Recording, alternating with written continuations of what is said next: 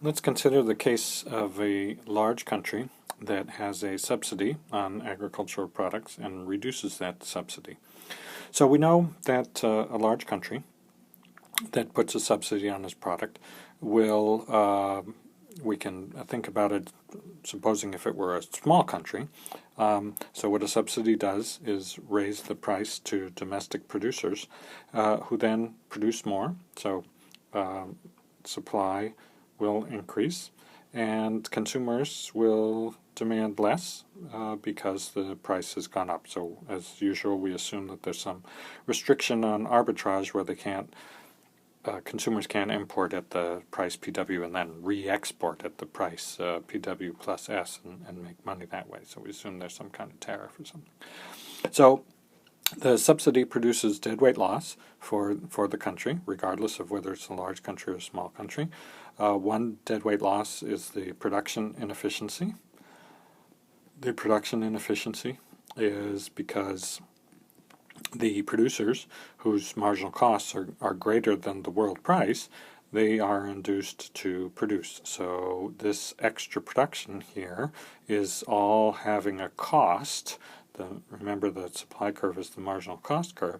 So the cost for each unit of that additional production is greater than the true opportunity cost, which is PW.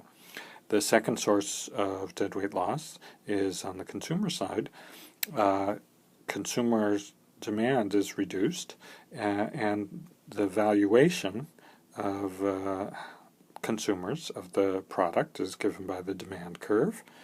And as you can see, the demand curve for those amounts that are reduced, the demand curve is above the true opportunity cost, which is PW, and so this area then represents the lost value of consumer surplus. So we have lost consumer surplus, we have lost producer surplus. Those triangles, the magnitude of those triangles depends on the terms of trade effect. The subsidy,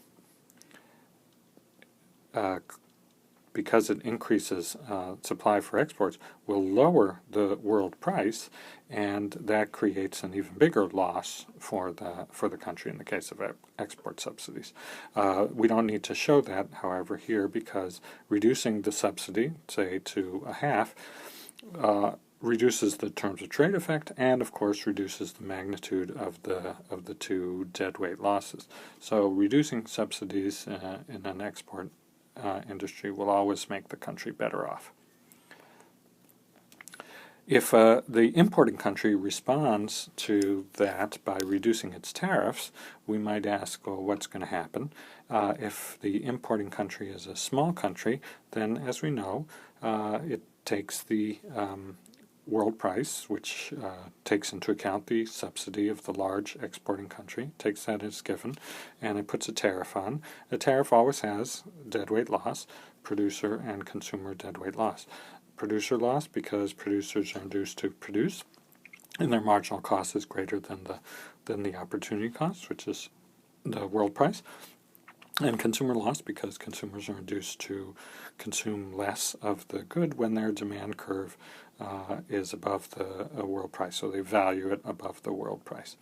If this were a large importing country, then the tariff would have a terms of trade effect which would cause the world price to drop.